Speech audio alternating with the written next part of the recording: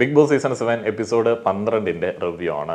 ഇന്നത്തെ എപ്പിസോഡിൽ അക്ബറിൻ്റെ 1-2 പാട്ടുകളൊക്കെ ഉണ്ടായിരുന്നുകൊണ്ട് മൊത്തത്തിലൊരു രസമുള്ള മൂഡുണ്ട്. അക്ബർ നയിക്കുന്ന സംഗീത നിശയാണ് ഏറ്റവും അവസാനമായിട്ട് എപ്പിസോഡിൽ നമ്മൾ കണ്ടത്. ഇപ്പോൾ എനിക്ക് തോന്നുന്നു ലൈവിലും അതൊക്കെ തന്നെ ആയിരിക്കും. അനീഷിന് വേണ്ടി ഡെഡിക്കേറ്റ് ചെയ്ത പാട്ട് കേട്ടു, വളരെയധികം രസമുണ്ടായിരുന്നു. അനീഷ് പാട്ടൊക്കെ കേട്ട് താളൊക്കെ പിടിച്ച് നാളെ താടിക്കിട്ട് നല്ല തട്ട് കൊടുക്കുന്ന മെൻറ്റാലിറ്റി ഉള്ള ഒരു ചങ്ങായിയാണ്. ഏതായാലും ഇന്ന് ആ ഒരു സസ്പെൻഷൻ എന്ന് പറയുന്ന പരിപാടിയിൽ വലിയ ട്വിസ്റ്റാണതും. ഈ തവണത്തെ എല്ലാ ടാസ്കുകളും ഇങ്ങനെയാണ്, അവസാനം എല്ലാം അങ്ങോട്ട് മാറി മറിയും. ഒരു കണക്കിന് അതാണ് നല്ലത്. അല്ല എന്നുണ്ടെങ്കിൽ ഈ സസ്പെൻഷനിൽ ഈ പറയുന്ന ആളുകൾ ആരെങ്കിലും പുറത്തേക്ക് പോയി കഴിഞ്ഞാൽ ഇവരിൽ പല ആളുകളും അത് ഈ സഹായികൾ ചതിച്ചത് കൊണ്ടാണ്, അവർ പണിയെടുക്കാത്തത് കൊണ്ടാണ് എന്ന് പറയും. ഇതാകുമ്പോഴത്തേന് സ്വന്തം ഗെയിം സ്വന്തമായി കളിച്ച് പുറത്തേക്ക് പോകാമല്ലോ. ഒനിലിനാണ് ഏറ്റവും അധികം പണി കിട്ടിയത്. ഒനിൽ ലിപ്പിക്കൽ എന്ന് പറയുന്ന രീതിയിലേക്കാണ് എപ്പിസോഡും അതേപോലെ തന്നെ പ്രേക്ഷകരും ബാക്കിയുള്ള സംഘങ്ങളുമൊക്കെ ഒന്ന് പോർട്രേ ചെയ്യുന്നത്. ഒനിലിന് ആ ഒരു ചായവുണ്ട് എന്നുള്ള രീതിയിലേക്കുള്ള വിഷ്വൽസൊക്കെ നമുക്കിങ്ങനെ നോക്കുകയാണെങ്കിൽ കാണാനായിട്ട് സാധിക്കും. നമ്മളൊരു മൈൻഡോടെ ഇങ്ങനെ നോക്കുകയാണെന്നുണ്ടെങ്കിൽ എന്തിലും നമുക്ക് ആ ഒരു കഥകളൊക്കെ ഉണ്ടാക്കാൻ പറ്റുമല്ലോ. എന്നാണെങ്കിൽ ഒനിലിന് ഒരു സൈഡ് വലിവ് ഉണ്ട് എന്നുള്ളത് യാഥാർത്ഥ്യമാണ്. ആ ഒരു സൈഡ് വലിവ് ഒനിലിന് മാത്രമല്ല, അവിടെയുള്ള ആണുങ്ങൾക്ക് മൊത്തം ഉണ്ട് എന്ന് അനുമോളും ശൈത്യം പറയുന്നു. അതിൽ ശൈത്യം പറഞ്ഞ സംഗതി റോങ് ആണ്. കാരണം എന്താണെന്ന് വെച്ച് കഴിഞ്ഞാൽ എന്തുകൊണ്ടാണ് ഈ ജിസേലിന് ബാഡ്ജ് കിട്ടുന്ന സമയത്ത് ആണുങ്ങൾ സന്തോഷിക്കുന്നത്? കാണാൻ വേണ്ടിയായിരിക്കും. എന്ത് കാണാൻ വേണ്ടി? അവളെ ഡ്രസ്സൊക്കെ ഇട്ട് വരുന്നത് കാണാൻ വേണ്ടിയായിരിക്കും. ഒരു അർത്ഥം വെച്ചിട്ടുള്ള സംസാരം. അപ്പോൾ ആ രീതിയിൽ ജനറലൈസ് ചെയ്ത് പറയുന്നത് ശരിയാണ് എന്ന് ഞാൻ വിചാരിക്കുന്നില്ല. ഇതൊക്കെ ഇവരുടെ ഓരോരോ വ്യൂ പോയിൻ്റാണ്. ഒരു കണക്കിന് നോക്കുകയാണെന്നുണ്ടെങ്കിൽ അനുമോൾക്കും ശൈത്യക്കും വേറെ വലിയ ഗെയിമൊന്നുമില്ല. ഇപ്പോൾ അവിചാരിതമായിട്ട് വീണ് കിട്ടി ഈ ഒരു സംഗതി ശരിക്കും പറഞ്ഞാൽ ആണുങ്ങൾക്ക് ക്ഷീണം ഉണ്ടാക്കുന്നതാണ്. ഈ പെണ്ണുങ്ങളുടെ പുറകെ നടക്കുന്ന, അവിടോട്ട് ചാഞ്ഞ് കിടക്കുന്ന, ഒട്ടും ഈ ജിസയിലൊക്കെ വരുന്ന സമയത്ത് അഭിപ്രായം പറയാനായിട്ട് ശക്തി കുറവുള്ള ആണുങ്ങളാണ് എന്ന് പറഞ്ഞാൽ അവർക്കൊരു ക്ഷീണമാണ്. നമ്മൾ ആ ഒരു സ്റ്റേറ്റ്മെൻറ്റ് കേട്ടിട്ട് ഇവരെ നോക്കുന്ന സമയത്ത് നമുക്ക് തോന്നും, അയ്യേ ഇവന്മാർക്കൊരു പവറൊക്കെ പോരല്ലോ. അക്ബറിൻ്റെയും അതേപോലെ തന്നെ ഷാനവാസിൻ്റെയും, ഷാനവാസില്ലെന്ന് തോന്നുന്നു, അക്ബറിൻ്റെയും ശരത്തിൻ്റെയൊക്കെ കുറച്ചൊരു ഒരു ഒരു ഒരു ഒരു എന്താ പറയുന്നത്, പൗരുഷത്തിന് അവർ ക്രിയേറ്റ് ചെയ്ത് വെച്ചിരിക്കുന്ന ആ ഒരു ഇമേജിന് ചെറിയൊരു ഇടിവ് ഇവരുടെ ഒരു സ്റ്റേറ്റ്മെൻറ്റ് കൊണ്ട് വരാനുള്ള സാധ്യതയുണ്ട്. പിന്നെ അനുമോളുടെ ഗെയിമിൻ്റെ ഫൗണ്ടേഷൻ തന്നെ ജിസേലിൻ്റെ ഫൗണ്ടേഷനാണ്. മുഖത്തിരുന്ന ഫൗണ്ടേഷനിൽ പിടിച്ചിട്ടാണ് അനുമോൾ 2 ദിവസമായിട്ട് ഗെയിം കളിച്ചുകൊണ്ടിരിക്കുന്നത്. ഇന്നലെ സേഫ് ഗെയിമർ എന്ന് വിളിച്ചത് പുള്ളിക്കാരിക്ക് തീരെ അങ്ങോട്ട് ഇഷ്ടപ്പെട്ടിട്ടില്ല. അപ്പോൾ സേഫ് ഗെയിമർ അല്ല എന്ന് കാണിക്കാനായിട്ട് ഏറ്റവും അൺസേഫ് ആയിട്ടുള്ള പരിപാടി ജിസേലിനെ കയറി ചൊറിയുക എന്നുള്ളത് അനുമോൾ കണ്ടുപിടിച്ചു. ശരിയാണ്, അൺസേഫാണ്. വലിയ സപ്പോർട്ടൊന്നും കിട്ടില്ല. അനുമോൾക്ക് ഈ ഒരു കാര്യത്തിൽ വലിയ സപ്പോർട്ട് ഹൗസിൽ നിന്നില്ല. എന്തോ പേടിയാണ് ജിസേലിന് എല്ലാ ആളുകൾക്കും എന്നുള്ള ആരോപണങ്ങളൊക്കെ ഉണ്ട്.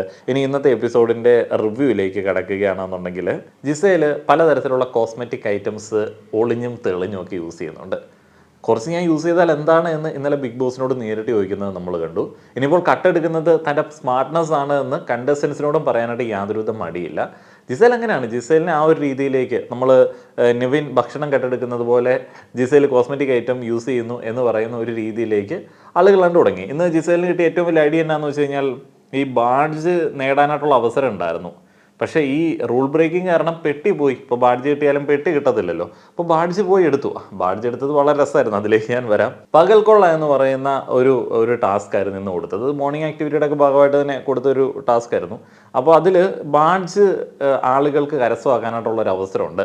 നിലവിൽ ബാഡ്ജുള്ള 3 ആളുകളും ബാഡ്ജ് ആ ഒരു വൃത്തത്തിൽ കൊണ്ടുപോയി വെക്കണം.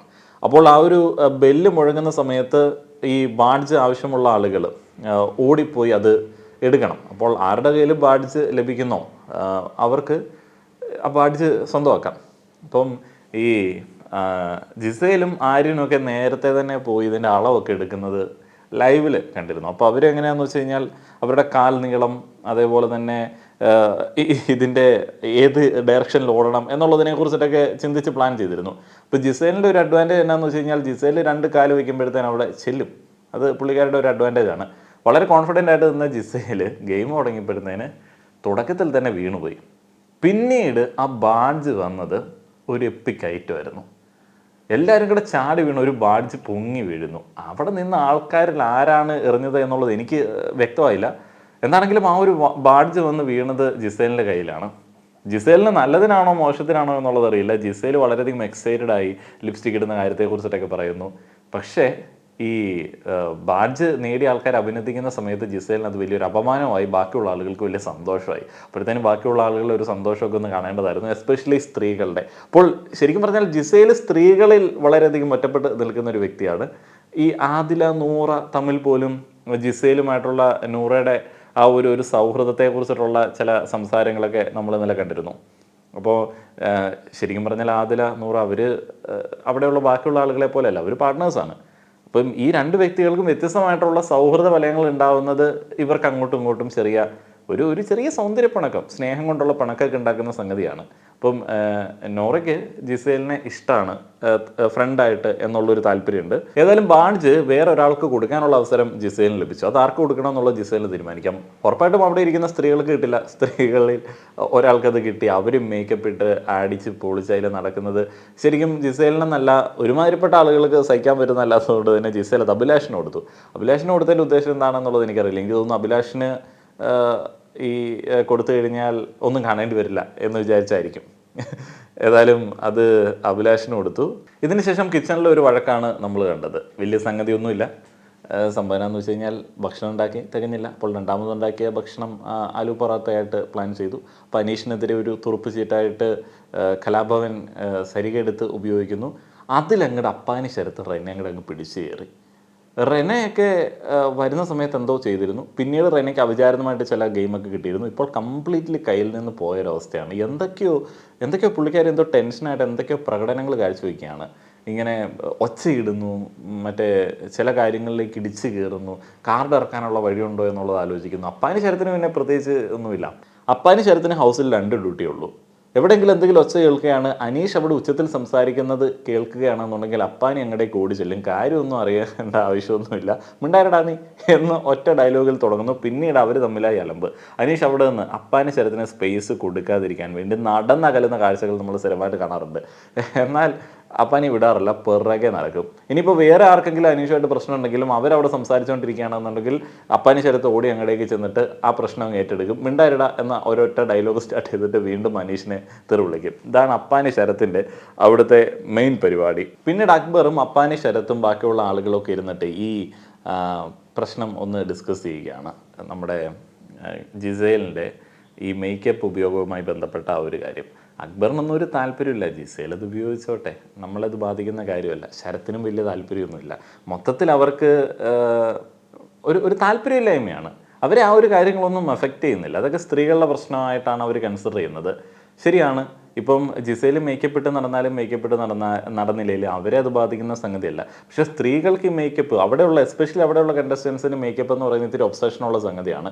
അപ്പോൾ ഒരാൾ ഇടുന്നു, ബാക്കി ആളുകൾക്ക് ഇടാൻ പറ്റുന്നില്ല, ഇത് ഇട്ടില്ലെങ്കിൽ തങ്ങൾക്ക് കോൺഫിഡൻസ് കിട്ടത്തില്ല എന്നുള്ള ഒരു ബോധ്യമുള്ളിലുള്ള ആളുകളാണ് ഒരു മെജോറിറ്റി എന്ന് കമൻറ്റ് ബോക്സിൽ നിന്ന് വരെ എനിക്ക് മനസ്സിലായി. അപ്പോൾ അങ്ങനെയുള്ള ആളുകൾക്ക് അത് തീരെ പറ്റുന്ന സംഗതിയല്ല. അപ്പോൾ അവർക്കതൊരു വലിയ പ്രശ്നമാണ്. ഇത് വലിയൊരു പ്രശ്നമല്ല എന്ന് പുരുഷന്മാർ ചിന്തിക്കുന്നത് കൊണ്ടും അവർ ആ ഒരു രീതിയിൽ ഭാവിക്കുന്നത് കൊണ്ടുമാണ് ഈ ശൈത്യയും അനുവൊക്കെ ഇങ്ങനെയുള്ള കമൻറ്റുകളൊക്കെ അടിച്ചു വിടുന്നത് എന്ന് എനിക്കിപ്പോൾ തോന്നുന്നു. ശൈത്യയും അനുമോളും ഒക്കെ റൂമിലിരുന്ന് സംസാരിക്കുന്നുണ്ട്. എന്തുവാടി നമ്മളൊക്കെ ഒന്നും ഒരു വിലയില്ല, ആരും ഒന്നും നോക്കണമില്ല, ജിസേൽ എന്നൊക്കെ പറഞ്ഞിട്ട് പുരുഷന്മാരെ ഒരുമാതിരി ആക്ഷേപിച്ചിട്ട് സംസാരിക്കുന്നു. അപ്പോഴാണ് മറ്റേ ശൈത്യയുടെ കമൻറ്റ്. ശൈത്യ ഒരു കമൻറ്റെങ്കിലും പറഞ്ഞ് കണ്ടത് ഇന്നാണ്. ശൈത്യ ശരിക്കും പറഞ്ഞു കഴിഞ്ഞാൽ എന്താണ് അവിടെ ഉദ്ദേശിക്കുന്നത്? എനിക്കൊന്നും പുള്ളിക്കാരിക്ക് ഇതിനോടൊന്നും വലിയ താല്പര്യമില്ല എന്നത്. അതേ വന്നുപോയി, എങ്ങനെയോ കിട്ടി, എക്സൈറ്റഡ് ആയിട്ട് വന്നു, അങ്ങ് മുന്നോട്ട് പോവുക എന്നുള്ളൊരു മൈൻഡിലാണ് നിൽക്കുന്നത്. താല്പര്യമില്ലാത്ത മെയിൻ കണ്ടസ്റ്റൻറ്റ് രേണുസുതിയാണ്. രേണുസുതി ആരോ ഫേസ്ബുക്കിൽ കുറിച്ചതുപോലെ ആ ഒരു ഡെയിലി പേയ്മെൻ്റൊക്കെ കുറച്ചെങ്കിലും കിട്ടുമല്ലോ. പുറത്ത് എന്നാണേലും അലമ്പ്, അകത്തും പുറത്തും അലമ്പ്. രേണുവിന് കുറച്ചും കൂടെ കമ്പാരിറ്റീവ്ലി ബെറ്റർ അകത്താണ് എന്ന് ഞാൻ ഇടയ്ക്ക് വിചാരിക്കാറുണ്ട്. ആ ഒരു രീതിയിൽ പോവുകയാണ്. രേണുവിനൊരു താല്പര്യമില്ല. ജിസേലിനെ വിടാതെ പിന്തുടരുന്ന അനുമോളെയാണ് നമ്മൾ കാണുന്നത്. ജിസേലിനെ പെട്ടി പരിശോധിക്കുന്നു, ഷാനവാസ് അതിൽ വരുന്നു, സ്വകാര്യതയിലേക്കുള്ള ഇടപെടലിനെ കുറിച്ചിട്ടൊക്കെ സംസാരിക്കുന്നു. എന്നാലും അനുമോള് ആ ഒരു കാര്യത്തിൽ ഉറച്ചു നിൽക്കുകയാണ്.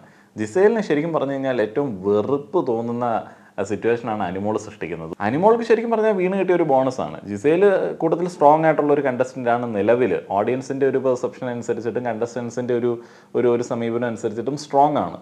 അപ്പം ജിസേലിനെ ഒരു എതിരാളിയായിട്ട് കിട്ടുന്നതും ജിസേൽ അനുമോളെ ഒരു എതിരാളിയായിട്ട് പ്രഖ്യാപിക്കുന്നതൊക്കെ അനുമോൾക്ക് നിലവിൽ ഗെയിമിൽ ഒരു ഫൗണ്ടേഷൻ ഇട്ട് കൊടുക്കുന്ന സംഗതിയാണ്. അപ്പോൾ അനുമോൾ അത് ആയിട്ട് മുന്നോട്ടേക്ക് പോട്ടെ. കാരണം ഈ നാളെ മേക്കപ്പുമായി ബന്ധപ്പെട്ട സംഗതികളും ബാഡ്ജുമായി ബന്ധപ്പെട്ട സംഗതികളും ഒക്കെ അധികം കാലം ഇത് മുന്നോട്ട് കൊണ്ടുപോകില്ല. അത് ബിഗ് ബോസ് ഒഴിവാക്കും. അതിനുശേഷവും ഈ ഒരസൽ അവിടെ നിലനിൽക്കും. പിന്നെ അവർക്ക് ഗത്യന്തരമില്ലാതെ അങ്ങോട്ടും ഇങ്ങോട്ടും ഗെയിം കളിക്കേണ്ടി വരും. പിന്നീട് സസ്പെൻഷൻ പരിപാടികളിൽ നെക്സ്റ്റ് പോയിന്റുകൾ കാൽക്കുലേറ്റ് ചെയ്യുന്ന ഒരു ആക്ടിവിറ്റി ടാസ്ക് വന്നു. കലയരങ്ങ് എന്നാണെന്ന് തോന്നുന്നു. എന്താണെങ്കിലും ടാസ്ക് ലെറ്റർ വായിച്ച സമയത്ത് അപ്പാനി ശരത്തിൻ്റെ കണ്ണൊക്കെ വിടർന്ന് ഗൂസ് ഒക്കെ വന്നു. നമുക്ക് ഇവിടെ നിന്ന് കാണാൻ പറ്റുന്നുണ്ടായിരുന്നു അയാളുടെ ഒരു സന്തോഷം. കലാകാരന്മാർക്കൊരവസരം ലഭിച്ചു എന്നുള്ള ഒരു ചാരിതാർത്ഥ്യത്തോടെ ഹാപ്പിയായിട്ട് അപ്പാനി ശരത്ത് അത് വായിക്കുകയായിരുന്നു. അപ്പോൾ ഇതിനകത്ത് ഈ സഹായികൾ പെർഫോം ചെയ്യണം, അതേപോലെ തന്നെ സസ്പെൻഷനിലുള്ള ആൾക്കാർ ജഡ്ജസ് ആയിട്ടിരുന്നിട്ട് ജഡ്ജ് ചെയ്യണം. അങ്ങനെയൊക്കെയാണ്. നിവിനൊക്കെ കാര്യമായിട്ട് പ്രിപ്പയർ ചെയ്യുന്നതൊക്കെ കണ്ടിരുന്നു. പ്രിപ്പയർ ചെയ്തിട്ട് ശരിക്കും പറഞ്ഞാൽ ചെയ്ത പെർഫോമൻസും എനിക്ക് പേഴ്സണലി ഇഷ്ടപ്പെട്ടു. എല്ലാ ആളുകളുടേതും ഒരു ആവറേജാണ്. ചില ആളുകൾക്ക് ഈ ഒരു ടാസ്ക് മനസ്സിലായില്ല. അഭിലാഷും മിൻസിയൊക്കെ അവർക്ക് ഇൻസ്റ്റാഗ്രാമിൽ ഏറ്റവും കൂടുതൽ റീച്ച് കിട്ടിയ റീലിൽ കളിച്ച സ്റ്റെപ്പും പണ്ട് യുവജനോത്സവത്തിനോ അല്ലെങ്കിൽ സ്കൂൾ കലോത്സവത്തിനോ പാടിയപ്പോൾ സമ്മാനം കിട്ടിയ പദ്യപാരായണോ ഒക്കെ അവതരിപ്പിക്കാനായിട്ട് ശ്രമിക്കുകയായിരുന്നു. ബിൻസിയൊക്കെ അങ്ങനെയാണ് ആ ഒരു മാർഗംകളി പാട്ട് പാടിയത് എന്ന് ഞാൻ വിചാരിക്കുന്നു. പണ്ട് എല്ലാവർക്കും ഇഷ്ടപ്പെട്ടു, കൈയൊക്കെ അടിച്ചു. ഇവിടെ അത് തന്നെ എടുത്ത് കളിക്കുകയാണ്. അക്ബർ ആൻഡ് അനുവിൻ്റെ പെർഫോമൻസ് ആയിരുന്നു അത്. ഇത് രസമുണ്ടായിരുന്നു. സമറിൻ ബദ്രഹീമിലെ ആ ഒരു പാട്ട് പാടി അവർ പെർഫോം ചെയ്തു. ആവറേജാണ്. വലിയ കാര്യമായിട്ടുള്ള ഇൻപുട്ട് ഗെയിമുമായി ബന്ധപ്പെട്ടതൊന്നും ഉണ്ടായിരുന്നില്ല. ആ നോട്ടം ഡയലോഗ് രസമുണ്ടായിരുന്നു അവസാനത്തെ. പിന്നെ നിവിൻ ആൻഡ് ഷാനവാസിൻ്റെ ആ ഒരു പെർഫോമൻസ് ശരിക്കും പറഞ്ഞാൽ അങ്ങനെയുള്ള പെർഫോമൻസുകളാണ് ഒരു എൻ്റർടൈൻമെൻറ്റ് എന്നുള്ള രീതിയിൽ വേണ്ടത്. നമുക്ക് പദ്യപാരായണോ അല്ലെങ്കിൽ ഡാൻസോ ഒന്നും ഇതുപോലുള്ളൊരു ഷോയിൽ അത്ര രസമില്ല. ഡാൻസോ പദ്യപാരായണോ ഒക്കെ കേൾക്കണമെന്നുണ്ടെങ്കിൽ മാർഗംകളി സോങ് ഒക്കെ കേൾക്കണമെന്നുണ്ടെങ്കിൽ വേറെ അവസരം ഉണ്ടല്ലോ. അപ്പോൾ നമ്മൾ ഇത് കേൾക്കേണ്ട ആവശ്യമില്ലല്ലോ. അപ്പോൾ അവർ കറക്റ്റായിട്ട് ആ ഒരു പെർഫോമൻസ് നടത്തി. രേണു സുധിയും അക്ബറുമായിട്ടുള്ള ഇഷ്യൂവിനെയാണ് അവിടെ അവർ അഡ്രസ്സ് ചെയ്തത്. ആവശ്യമായിരുന്നു. രേണു സുധിയുടെ ആ ഒരു ഇഷ്യൂ എന്ന് പറയുന്നത് കോമഡിയായി വരുന്നുണ്ട്. അവരുടെ ഒരു സെപ്റ്റി ടാങ്ക്, ഇപ്പം അവർ തന്നെയാണ് അവരെ സെപ്റ്റി ടാങ്ക് എന്ന് പറഞ്ഞ് ഇങ്ങനെ പ്രൊമോട്ട് ചെയ്തുകൊണ്ടിരിക്കുന്നത്. എന്തൊരു മോശമാണ്. കൊള്ളാവുന്ന എന്തെങ്കിലും ഒരു സാധനത്തെ പിടിച്ച് മുന്നോട്ട് പോകാനുള്ളതിന് അവരുടെ ഒരു സെപ്റ്റി ടാങ്ക്, അത് ശരിക്കും പറഞ്ഞാൽ ശരിയാണ്, വളരെ മോശമായിട്ടാണ് അങ്ങനെയുള്ള വേടൊക്കെ ഉപയോഗിച്ചത്.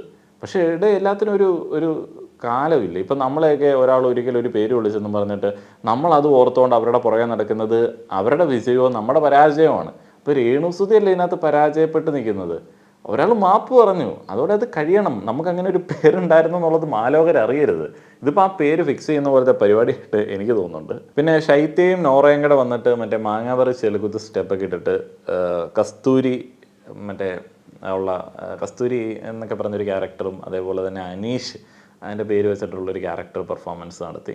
അത് ഹൗസിലുള്ള അനീഷിൻ്റെ ഒരു രസകരമായിട്ടുള്ള സംഗതി. അനീഷ് വീട്ടിലേക്ക് ആരെയും വിളിക്കില്ല, നാട്ടിലേക്ക് ആരെയും ക്ഷണിക്കില്ല, ആ ഒരു ഏരിയയിലേക്ക് ആരും വരണ്ട എന്നൊക്കെ പറഞ്ഞിരുന്നു. അപ്പോൾ അതിനെ വെച്ചിട്ടുള്ള ഒരു രസമുള്ളൊരു പരിപാടി. അതേപോലെ തന്നെ ഇനി ആര്യൻ ആൻഡ് ജിസേലിൻ്റെ ഒരു പെർഫോമൻസ്, ഹം തേരെ ബിനെ എന്നൊക്കെ പറഞ്ഞ ആഷിക്കിലെ പാട്ടൊക്കെ വെച്ചിട്ടുള്ള ഒരു പരിപാടി. വളരെ ഭാവാത്മകമായിട്ടൊക്കെ പെർഫോം ചെയ്ത പാട്ടായിരുന്നു. ഒനിലിൻ്റെ ഒരു ഷോർട്ട് എപ്പിസോഡിൽ കാണിക്കുകയുണ്ടായി. അവരുടെ ആ ഒരു ഹഗ് ഇത്തിരി ഭയങ്കരമായിട്ടുള്ളൊരു ഹഗ്ഗായിരുന്നു. എനിക്കൊന്ന് ജിസേൽ ആയതുകൊണ്ടാണ് അത് താങ്ങിയത്. വേറെ വല്ലവരും ആയിരുന്നെങ്കിൽ തീർച്ചയായും പറമ്പിൽ പോയേനെ. അമ്മാതിരി ഒരു ഹഗ്ഗായിരുന്നു ആര്യൻ കൊടുത്തത്. ഒന്നിനും തീരെ ഇഷ്ടപ്പെട്ടില്ല. ബാക്കിയുള്ള ആൺകുട്ടികൾക്ക് അവർക്ക് ഒരു എന്തൊക്കെയോ ഒരു എക്സ്പ്രഷനൊക്കെ അവരുടെ ഭാഗത്തുനിന്ന് വരുന്നുണ്ട്. മൊത്തത്തിൽ ജിസേൽ ആൺകുട്ടികൾക്ക് വളരെ പ്രിയപ്പെട്ട ഒരു വ്യക്തിയാണ്. ലൈവിലെ എപ്പിസോഡിലൊന്നും ആ ഒരു പ്രിയമൊന്നും നമുക്ക് കാണാനായിട്ട് പറ്റുന്നില്ല. പിന്നെ ബിന്നി ആൻഡ് അപ്പാനി ശരത്തിൻ്റെ ഒരു പെർഫോമൻസ് ഞാൻ വളരെയധികം കാത്തിരുന്ന ഒരു പെർഫോമൻസ് ആയിരുന്നു. കാരണം അപ്പാനി ശരത്ത് ഏറ്റവും കൂടുതൽ ഊറ്റം കൊള്ളുന്ന അദ്ദേഹത്തിൻ്റെ ഇൻ്റർനാഷണൽ ലെവലിലേക്ക് എത്തിയ സോങ് പെർഫോമൻസ് എൻ്റെ അമ്മയുടെ ജിമ്മിക്ക് കമൽ, അതായിരുന്നു പുള്ളി കാഴ്ചവെച്ച പ്രകടനം. കുഴപ്പമില്ല, മോശമാണെന്ന് പറയാൻ പറ്റത്തില്ല, ആവറേജ് ആണ് എന്ന് പറയാൻ പറ്റില്ല. അപ്പോഴേ പുള്ളി വിഷയം ഉണ്ടാക്കും, ഹൗസിൽ വിഷയം ഉണ്ടാക്കി. പുള്ളിയുടെ ആ ഒരു പെർഫോമൻസിനെ കുറിച്ച് പുള്ളി തന്നെ പൊക്കി പറയുന്നത് കേട്ടിട്ട് എനിക്കൊക്കെ വല്ലാണ്ടായിപ്പോയി. പുള്ളി പറഞ്ഞ അമ്മൊരു സ്റ്റെപ്പ്, ഞാൻ ഒറിജിനൽ സ്റ്റെപ്പാണ് കാണിച്ചത്, ബാക്കിയുള്ളവരൊക്കെ എന്ത് കാണിച്ച് എന്നൊക്കെ പറഞ്ഞ് വൻ വിഷയം അവിടെ ഉണ്ടാക്കി. കാരണം ഇത് ഒരു റാങ്കിൻ്റെ അടിസ്ഥാനത്തിൽ തിരിക്കുമല്ലോ. അഭിലാഷ് ആൻഡ് ബിൻസിയുടെ പെർഫോമൻസിനെ കുറിച്ചിട്ട് ഞാൻ പറഞ്ഞു. മറ്റേ ഹം തേരെ ബിനെ ആ ഒരു പാട്ടും പാടി ഒരു പെർഫോമൻസും കാഴ്ചവെച്ച് അത്ര രസമായിട്ട് തോന്നിയില്ല. അത് കഴിഞ്ഞിട്ട് മറ്റേ മാർഗംകളിയും വെച്ചിട്ട് അവരുടെ പരിപാടി കഴിഞ്ഞു. 1 മുതൽ 6 വരെയുള്ള സ്ഥാനങ്ങളാണ് നിർണ്ണയിക്കപ്പെടേണ്ടത്. അപ്പോൾ ഈ സസ്പെൻഷനിലേക്ക് പോകാനായിട്ട് നിൽക്കുന്ന ആളുകളാണ് തീരുമാനിക്കേണ്ടത്. ശാരികയുടെ ടീമിൻ്റെ പെർഫോമൻസ് ഒഴിവാക്കപ്പെട്ടു. കാരണം എന്താണെന്ന് വെച്ച് കഴിഞ്ഞാൽ ലിസ്റ്റ് ഇല്ലാത്ത പാട്ട് പാടി. അങ്ങനെ ലിസ്റ്റ് ഇല്ലാത്ത പാട്ടൊക്കെ പാടി കഴിഞ്ഞാൽ ഷോയ്ക്ക് അത് വലിയ പ്രശ്നമായതുകൊണ്ട് ശാരികയ്ക്ക് പണി കിട്ടി. ശാരികയ്ക്ക് ഈ ഒരു പണി കിട്ടിയതിൽ ബിന്നി വളരെയധികം ഹാപ്പിയാണ്. അക്ബർ ആൻഡ് അനു ആണ് ഫസ്റ്റ് അടിച്ചത്. നെവിൻ ആൻഡ് ഷനവാസ് സെക്കൻഡ് അടിച്ചു. ജിസേൽ ആൻഡ് ആര്യൻ തേർഡ് അടിച്ചു. മൂന്നാം സ്ഥാനത്ത് ശരത്ത്, അപ്പാനി, ബിന്നി ഫോർത്ത്, ശൈത്യ, നോറ ഫിഫ്ത്ത്. പിന്നീട് ശൈത്യയൊക്കെ ഇരുന്ന് കരയുന്നതുണ്ട്. എന്തിന് കരയണം? ഇത് ഗെയിമാണ്, അല്ലാതെ നിങ്ങളുടെ കലാപ്രകടനത്തിന് മാർക്ക് കൊടുക്കുന്ന പരിപാടിയോ അല്ലെങ്കിൽ നിങ്ങളുടെ കലാവൈഭവത്തെ അംഗീകരിക്കുന്ന പരിപാടിയൊന്നുമല്ല. ഇതൊരു ഗെയിമാണ്. അവർ നിലനിൽപ്പിന് വേണ്ടി കളിക്കുന്ന ഒരു ഗെയിമാണ്. അതിനകത്തൊരു സ്ട്രാറ്റജിയാണ് ബിൽഡ് ചെയ്യേണ്ടത്. അതിനുശേഷം അനുവിൻ്റെ ഇൻവെസ്റ്റിഗേഷൻ പ്രോസസ്സ് നടന്നുകൊണ്ടിരിക്കുകയാണ്. ആര്യൻ്റെ മോയ്സ്ചറൈസർ എടുത്ത് അനു വരുന്നു. ഇതാണ് ജിസേൽ ഉപയോഗിക്കുന്നത് എന്ന് പറയുന്നു. ആൺകുട്ടികൾക്ക് പൊതുവേ താല്പര്യമില്ല. ആര്യൻ പറയുന്നു, ഞാൻ അറിയാതെ എൻ്റെ സാധനങ്ങൾ എടുത്തിട്ട് പോയി കഴിഞ്ഞാൽ ഞാൻ എന്ത് ചെയ്യാനായിട്ടാണ് എന്നൊക്കെ പറഞ്ഞിട്ട് അതിനെ ലഘൂകരിച്ച് വിടുന്നു. വീണ്ടും ആൺകുട്ടികളോട് പരമപുച്ഛവും പരമദേഷ്യവുമായിട്ട് അനുമോളും ശൈത്യയൊക്കെ പോവുകയാണ്. അഭിയൊഴിച്ച് ബാക്കിയെല്ലാ ആണുങ്ങളും മൊണ്ണകളാണെന്നാണ് അനുമോളുടെ വാദം. ജിസേലിൻ്റെ കാര്യം ഒഴിച്ച് ബാക്കി എല്ലാ കാര്യത്തിലും അവർക്ക് സ്ട്രോങ് ആയിട്ടുള്ള നിലപാടുണ്ട്. പക്ഷേ റൂള് ബ്രേക്ക് ചെയ്യുന്ന മേക്കപ്പ് സാധനങ്ങൾ എടുക്കുന്ന ജിസേലിൻ്റെ കാര്യത്തിൽ ശരിയാണ്, ആണുങ്ങൾക്ക് വലിയ കാര്യമായിട്ടുള്ള നിലപാടില്ല. അവർക്ക് താല്പര്യമില്ല. അവരെ പറഞ്ഞിട്ട് കാര്യമില്ല. നമ്മൾ ബോയ്സ് അതിനുവേണ്ടി ഡിസൈൻ ചെയ്യപ്പെട്ടിട്ടുള്ള ആൾക്കാരല്ല. മേക്കപ്പ് ബാക്കിയുള്ള കാര്യങ്ങളൊന്നും നമ്മളുടെ ജീവിതത്തിൽ ഈവൻ ഒരു ചെറിയ ശതമാനത്തിൽ പോലും ചിന്തയിലെത്തുന്ന ഒരു സംഗതിയല്ല. ശരിക്കും പറഞ്ഞു കഴിഞ്ഞാൽ ഈ നമ്മുടെയൊക്കെ ഓരോ സൗന്ദര്യ സങ്കല്പത്തിനനുസരിച്ചിട്ട് എനിക്ക് തോന്നുന്നു പൊതുവേ ആൺകുട്ടികൾക്ക് ഈ മേക്കപ്പ് ഇട്ടിട്ടുള്ള സ്ത്രീകളോട് എല്ലാ ആളുകൾക്കും മോസ്റ്റ്ലി ബോയ്സിന് വലിയ അതിലൊരു സൗന്ദര്യമൊന്നും അധികം ആളുകൾ കണ്ടെത്താറില്ല. ഈവൻ ഞാൻ ഈ ഷോ കണ്ടുകൊണ്ടിരുന്ന സമയത്ത് വിചാരിച്ചു, അനുമോള് എൻ്റെ സൗന്ദര്യ സങ്കല്പത്തിനനുസരിച്ചിട്ട് അനുമോളെ കാണാനായിട്ട് നല്ല ഭംഗിയുണ്ടല്ലോ. ഈ ഷോസിൽ കാണുന്ന സമയത്ത് വെളറി വെളുത്ത ഒരു ലുക്കിലാണല്ലോ അനുമോൾ ഇരിക്കുന്നത്. ശരിക്കും എന്തിനായിരിക്കും അത് അവരങ്ങനെ ചെയ്യുന്നതെന്നൊക്കെ ഞാനിങ്ങനെ ആലോചിച്ചു. ഓരോ ആളുകളുടെ ഓരോ കാഴ്ചപ്പാടാണ്. എനിക്ക് തോന്നുന്നു ഈ താല്പര്യമില്ലായ്മയാണ്, അല്ലാതെ നിലപാടില്ലായ്മയല്ല, താല്പര്യമില്ലായ്മയാണ്. ഇതൊക്കെ ഒരു പ്രശ്നമാണോ എന്നുള്ളൊരു മൈൻഡ് സെറ്റാണ്. അതിനുശേഷം സസ്പെൻഷൻ പരിപാടിയുടെ അവസാനത്തെ ഏറ്റവും ക്രൂഷ്യലായിട്ടുള്ള ടാസ്ക്, കയ്യുക്കുള്ളവൻ കാര്യക്കാരൻ. ഇപ്പോൾ ഉള്ള പരിപാടി എങ്ങനെയാണ്? ഗെയിമൊക്കെ എങ്ങനെയാണ്? പണ്ടത്തേതുപോലെ ഫെയർ ഗെയിം അല്ല ബിഗ് ബോസ് അവിടെ കളിക്കാൻ ഉദ്ദേശിക്കുന്നത്. ബിഗ് ബോസ് തന്നെ ഫെയർ ആയിട്ടല്ല കാര്യങ്ങൾ അപ്രോച്ച് ചെയ്യുന്നത്. ഇത് ഫെയർ ആയിട്ട് കാര്യങ്ങൾ അപ്രോച്ച് ചെയ്യണം എന്നുള്ള രീതിയിൽ ചിന്തിക്കേണ്ട ഒരു ഷോയുമല്ല. സസ്പെൻഷനിൽ നിന്ന് രക്ഷപ്പെടാനുള്ള ടാസ്ക്കാണ്. പോയിന്റുകളൊക്കെ കീഴ്മേൽ മറിയാനായിട്ടുള്ള സാധ്യതയുള്ള ടാസ്ക്കാണ്. സഹായികളല്ല കളിക്കേണ്ടത്. നിലവിലെ സ്കോർ ബോർഡ് തകിടം മറിക്കുന്ന തരത്തിലേക്ക് നിങ്ങൾക്ക് ഏറ്റവും സ്കോറുള്ള ഒരാളെ താഴെ ഇടാനായിട്ടുള്ള സാഹചര്യമൊക്കെ ഉണ്ട്. ആദ്യ ബസർ കേൾക്കുമ്പോൾ ഗ്രീൻ ബട്ടൺ ഓടിപ്പോയി പ്രസ് ചെയ്യണം. പ്രസ് ചെയ്ത് കഴിഞ്ഞാൽ ആദ്യം പ്രസ് ചെയ്യുന്ന ആൾക്ക് 7 സെക്കൻഡ് കിട്ടും. 7 സെക്കൻഡിൽ അവിടെ ഈ പോയിന്റുകൾ ഓരോ പെബിൾസ് ആയിട്ട് നിരത്തി വെച്ചിട്ടുണ്ട്. ആരുടെയാണോ പോയിന്റുകൾ ഓടിയെടുക്കേണ്ടത് പോയി ആ 7 സെക്കൻഡിൽ എടുത്ത് തിരിച്ച് വന്ന് നിൽക്കണം എന്നുള്ളതാണ് ടാസ്ക്. കൃത്യമായിട്ടുള്ള പ്ലാനിങ്ങും കാര്യങ്ങളൊക്കെ ആളുകൾ നടത്തുന്നുണ്ട്. ആര്യൻ അനീഷിന് ചില വഴികളൊക്കെ പറഞ്ഞു കൊടുക്കുന്നു. അനീഷ് അതൊക്കെ ആദ്യഘട്ടത്തിൽ കേൾക്കുന്നു. അങ്ങനെ അനീഷ് ഓടിപ്പോകുന്നു, പ്രസ് ചെയ്യുന്നു. എല്ലാവരും ഓടിച്ചെന്ന് അവിടെ ചാടി വീഴുന്നുണ്ട്. ഇവർ കൂട്ടമായിട്ട് ചാടി വീഴുന്ന സമയത്ത് നല്ല ഒബ്സർവേഷനൊക്കെ ഉള്ള ആൾക്ക് മാത്രമേ ഇത് കംപ്ലീറ്റ് ചെയ്യാൻ പറ്റത്തുള്ളൂ. അനീഷ് അങ്ങനെ പച്ചയമർത്തുന്നു. അനീഷ് ആരുടേതാണ് എടുക്കുന്നതെന്ന് ചോദിക്കുന്നു. അനീഷ് പറയുന്നു ഒനിലിൻ്റെ പോയിന്റുകളാണ് എടുക്കുന്നത്, ഒനിലിൻ്റെ കല്ലുകളാണ് എടുക്കുന്നത്. 9 കല്ലുകൾ എടുത്തു. ടോട്ടൽ 15ആണ്. ഒനിൽ അപ്പോഴേ പോയി. ഏറ്റവും മുന്നിട്ട് നിന്നിരുന്ന ഒരു വ്യക്തിയാണ്. ശാരികയും ഒനിലും ഏറ്റവും പിറകിലായിപ്പോയി. എഗെയിൻ അനീഷിന് തന്നെ ഇത് പ്രസ് ചെയ്യാനായിട്ടുള്ള അവസരം ലഭിച്ചു. വീണ്ടും ഒനിലിൻ്റെ തന്നെ എടുക്കുന്നു. അനീഷിന് അപ്പോൾ തന്നെ അറിയാം, നമുക്കും അറിയാം അനീഷ് തന്നെ ടോപ്പാവും. അപ്പോൾ തന്നെ അനീഷ് ടോപ്പിലേക്കായിരുന്നു. ഇത് ഒനിലിന് വലിയ ഷോക്കായിപ്പോയി. എല്ലാവർക്കും ഷോക്കായിപ്പോയി. അങ്ങനെ ഒനിലും ശാരികയും യാത്ര പറഞ്ഞ് പോവുകയാണ്. പുറത്ത് പോയിട്ടുള്ള ജീവിതം എന്ന് പറയുന്നത് ഒറ്റപ്പെട്ട റൂമിലൊക്കെ ഉള്ള ജീവിതമായിരിക്കും എന്ന് ഞാൻ വിചാരിക്കുന്നു. ഇനിയിപ്പോൾ വേറെ എന്തെങ്കിലും ടി വി വെച്ച് ഇവർക്ക് കൊടുക്കുമോ എന്നുള്ളതൊന്നും നമുക്കറിയില്ല. രേണുസുതിയാണ് പോവേണ്ടത്, ശാരികയല്ല പോവേണ്ടത് എന്നൊക്കെ പറഞ്ഞിട്ട് ശൈത്യം അവിടെ കിടന്ന് പറയുന്നുണ്ട്. അങ്ങനെ ഇതെന്തുവാണ് ഇത്? വെറുതെ ഇമോഷണലായിട്ട് ഇത് പറഞ്ഞിട്ട് വല്ല കാര്യമുണ്ടോ? ചുമ്മാ ഒരുമാതിരി ഇതൊക്കെ ഇനി പോകുന്ന ആൾക്കാരും ചിന്തിക്കുക. കാരണം നിങ്ങളുടെ ആ ഒരു ഇമോഷണൽ ഡ്രാമയ്ക്ക് അവിടെ വലിയ റെലവൻസ് ഒന്നുമില്ല. കാരണം അതല്ല ഗെയിം എന്നുള്ളത് കാണുന്ന ആളുകൾക്ക് മനസ്സിലാവുന്നുണ്ട്. പുറത്ത് നല്ല മഴ പെയ്യുന്നുണ്ട്, ഡിസ്റ്റർബൻസ് സൗണ്ടിൽ ഉണ്ടാവില്ല എന്ന് വിചാരിക്കുകയാണ്. പിന്നീട് നമ്മൾ കണ്ടത് ആര്യൻ അനീഷിനെ കുറിച്ചിട്ട് പറയുന്നതാണ്. അനീഷിന് ആദ്യം ടിപ്സ് കൊടുത്തു, രണ്ടാമത് ടിപ്സ് കൊടുക്കാൻ ചെന്ന സമയത്ത് അനീഷ് ആട്ടി വിട്ടു. അനീഷ് അങ്ങനെയൊക്കെയാണ്. ഇതിനുശേഷം അവിടെ ഒരു ചർച്ചയുണ്ടായി. ആ ഒരു ചർച്ച വളരെ നല്ലതാണ്. അങ്ങനെയുള്ള ചർച്ചകൾക്ക് സ്പേസ് കൊടുക്കണം. നമുക്കൊരു രസമാണ്. ഇവരെന്തൊക്കെയാണ് ഇവരെക്കുറിച്ചിട്ട് ഇങ്ങനെ വിചാരിക്കുന്നത്, പുറത്തുള്ള കാര്യങ്ങളെക്കുറിച്ചിട്ട് ഇവരുടെ കാഴ്ചപ്പാട് എന്തായിരിക്കും എന്നൊക്കെ നമുക്ക് അറിയുമ്പോൾ നമുക്ക് രസമുണ്ട്. ഇവർക്ക് എങ്ങനെയാണ് ഗെയിമൊക്കെ പ്ലാൻ ചെയ്യാനായിട്ടുള്ള സെറ്റപ്പ് ഉണ്ടോ എന്നുള്ളത് നമുക്ക് മനസ്സിലാക്കാൻ പറ്റുമല്ലോ. അക്ബർ പറയുന്നത് എന്താണെങ്കിലും പേര് പോയി. ആ സെപ്റ്റി ടാങ്ക് ഇഷ്യൂ ഒക്കെ പുള്ളിയെ നന്നായിട്ട് അഫക്റ്റ് ചെയ്തിട്ടുണ്ട്. ഇനി അങ്ങോട്ട് കളിക്ക് തന്നെ കോൺഫിഡൻ്റ് ആയിട്ടിരിക്കുകയാണ് അക്ബർ. അതേപോലെ തന്നെ ബിന്നി, ശരത്ത്, അങ്ങനെയുള്ള ആൾക്കാരെല്ലാം അതിനകത്തുണ്ട്. അപ്പോൾ ശരത്തിനും വലിയ വിലയൊന്നും ഉണ്ടാവില്ല എന്നുള്ളതാണ് അക്ബർ ശരത്തിനോട് പറയുന്നത്. ബിൻസിയെ കുറിച്ചിട്ട് കൃത്യമായിട്ടുള്ള കാഴ്ചപ്പാട് കണ്ടസ്റ്റൻസിനുണ്ട്. സേഫ് ഗെയിമർ എന്നുള്ളതിനെ കുറിച്ചിട്ടാണ് പറയുന്നത്. ന്യൂട്രലായിട്ട് നിൽക്കുന്ന ബിന്നിയെ കുറിച്ചിട്ട് ബിന്നിയുടെ ഡിപ്ലോമസിയെ കുറിച്ചിട്ടും ഒക്കെ അക്ബറിനും ശരത്തിനുമൊക്കെ കൃത്യമായിട്ടുള്ള ഒരു കാഴ്ചപ്പാടുണ്ട്. അപ്പോൾ അത് ആളുകൾക്ക് കൂടുതൽ ഇഷ്ടപ്പെടാൻ സാധ്യതയുണ്ട് എന്നൊക്കെ പറയുന്നു. പിന്നെ അനീഷ് ഹീറോ ആണെങ്കിൽ അപ്പാന് വില്ലനായിരിക്കും എന്നൊക്കെ അക്ബർ പറയുന്നുണ്ട്. അനീഷിനെ ഇവരെല്ലാം കൂടെ അങ്ങ് ഹീറോ ആക്കി, ഇവരുടെ ഉള്ളിൽ തന്നെ അനീഷ് നന്നായിട്ട് ഗെയിം കളിക്കുന്നുണ്ട് എന്നുള്ള ചിന്തയുണ്ട്. അത് ശരിക്കും ഡാമേജാണ്. ഇങ്ങനെ ഹീറോ വില്ലൻ എന്നൊക്കെ നിങ്ങൾ തന്നെ ഇട്ട് കൊടുത്തു കഴിഞ്ഞാൽ കളിക്കുന്ന കണ്ടസ്റ്റൻസ് തന്നെ അവരാണ് ഹീറോ എന്നുള്ള രീതിയിൽ നിന്നെങ്കിൽ മാത്രമേ ഇങ്ങനെയുള്ള കണ്ടസ്റ്റൻസ് ഉണ്ടല്ലോ, ഈ നമ്മളെപ്പോഴും ഹീറോ ആവുന്ന കണ്ടസ്റ്റൻസ്, അവരൊരിക്കലും അവരല്ല മറ്റൊരാളാണ് മികച്ച ഗെയിം കളിക്കുന്നത് എന്ന് പറയാറേയില്ല. ഏതെങ്കിലും കണ്ടസ്റ്റൻറ്റ് ഇതുവരെ വിന്നേഴ്സ് ആയിട്ടുള്ള ഏതെങ്കിലും കണ്ടസ്റ്റൻറ്റ് അങ്ങനെ പറഞ്ഞത് കേട്ടിട്ടുണ്ടോ? ഈവൻ ജിൻഡോ പോലും മറ്റൊരാൾ സൂപ്പറാണ് തന്നേക്കാളും എന്നുള്ളത് പറഞ്ഞിട്ടില്ല, ഹീറോ എന്നൊന്നും പറഞ്ഞിട്ടില്ല. ഇവിടെ അക്ബറൊക്കെ താഴേക്ക് ഓൾറെഡി വന്ന് നിൽക്കുകയാണ്. ഈ ബിന്നി ഇവരുടെ കൂടെ കൂടി ഈ പരദൂഷണമൊക്കെ പറയാനായിട്ട് പോയി കഴിഞ്ഞാൽ ബിന്നിയുടെ ആ ഒരു അക്സെപ്റ്റൻസ് കുറയാനായിട്ടുള്ള സാധ്യതയുണ്ട്. ഇതിനുശേഷം കിച്ചൺ ടീമിൻ്റെ ഒരു ഡിസ്കഷൻ. കിച്ചൺ ടീം രസമായിട്ട് വരുന്നുണ്ട്. അവർ കുറച്ചും കൂടെ രസമുള്ള ആൾക്കാരാണ്. അതിൻ്റെ തപ്പാനി ശരത്ത് അനീഷിനെ കാര്യമായി ഉപദേശിക്കുന്നു, ഇടയ്ക്ക് വഴക്കം പറയുന്നുണ്ട്, ശേഖാരിക്കുകയാണ്, മനുഷ്യത്വവും ഗെയിമും തമ്മിലുള്ള വ്യത്യാസമൊക്കെ പറഞ്ഞു കൊടുക്കുകയാണ്. രസമുള്ള പരിപാടി. അതിനുശേഷം അപ്പാനി ശരത്ത് അനുവിനെ കുറിച്ചിട്ടുള്ള ഒരു വിമർശനം, ഒരു കംപ്ലൈൻറ്റ് അവിടെയുള്ള ആളുകളോട് പറയുന്നു. സരികയൊക്കെ കലാഭവൻ സരികയൊക്കെ അത്യാവശ്യം പരദൂഷണം വൈബാണ്. പിന്നെ അതൊക്കെ അവിഭാജ്യ ഘടകമാണ്. അതിനുശേഷം സ്റ്റോറി സെഷൻ. ആദിലയുടെ സ്റ്റോറി, ബിൻസിയുടെ സ്റ്റോറികളൊക്കെ വളരെ രസമാണ്. ഞാനത് ഫുള്ളായിട്ട് കേൾക്കാത്തതുകൊണ്ട് ഞാൻ അതിനെക്കുറിച്ചിട്ട് കൂടുതൽ അഭിപ്രായമൊന്നും പറയുന്നില്ല. അവിടെ ഇരിക്കുന്ന ആളുകൾ വളരെയധികം ഇമോഷണൽ ആവുന്നതൊക്കെ കണ്ടു. ഇമോഷണൽ ആവേണ്ട തരത്തിലുള്ള എല്ലാ അവസ്ഥകളും ബിഗ് ബോസിലേക്കൊക്കെ തിരഞ്ഞെടുക്കുന്ന കണ്ടസ്റ്റൻസിൻ്റെ ജീവിതത്തിൽ ഉണ്ടാവാറുണ്ട്. അങ്ങനെയുള്ള ആൾക്കാരെ ആണല്ലോ ഇവർ തിരഞ്ഞെടുക്കാറുള്ളത്. ആ ഒരു സ്റ്റോറിയൊക്കെ കേൾക്കാൻ ആഗ്രഹമുണ്ട്. ഏഷ്യാനെറ്റിൻ്റെ യൂട്യൂബ് പേജിൽ ഫുള്ളായിട്ട് അപ്ലോഡ് ചെയ്യാറുണ്ട് എന്ന് ഞാൻ വിചാരിക്കുന്നു. BB+ അങ്ങനെ കണ്ട് പതിവില്ല. ഏതായാലും അതൊന്ന് കേട്ട് നോക്കാമെന്ന് വിചാരിക്കുകയാണ്. എല്ലാ ആളുകളുടെ സ്റ്റോറി എനിക്കിഷ്ടമാണ്, സ്റ്റോറീസ് കേൾക്കാനായിട്ട്.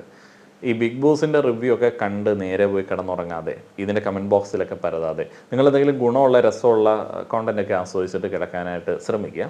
അങ്ങനെയുള്ള ആഗ്രഹമുള്ള ആളുകൾക്ക് വേണ്ടി ഞാൻ ഇവിടെ 1-2 വീഡിയോസ് കൊടുത്തിട്ടുണ്ട്, കണ്ടു നോക്കുക. നമ്മുടെ ഒരു എഫേർട്ടാണ്, അധികം ആളുകളിലേക്കൊന്നും എത്തില്ല. അതെന്തുകൊണ്ടാണെന്ന് വെച്ച് കഴിഞ്ഞാൽ അതിനകത്ത് അത്യാവശ്യം ക്വാളിറ്റി ഉള്ള കോണ്ടൻറ്റ് ഉണ്ട് എന്ന് ഞാൻ വിചാരിക്കുന്നു. എനിക്കതിൽ വലിയ കോൺഫിഡൻസ് ഉണ്ട്. നല്ല രസമാണ്. നിങ്ങൾക്ക് വളരെയധികം വെറുത്തായിരിക്കും കേട്ട് കഴിഞ്ഞാൽ. നിങ്ങളുടെ അഭിപ്രായങ്ങൾ പറയുക. നന്ദി.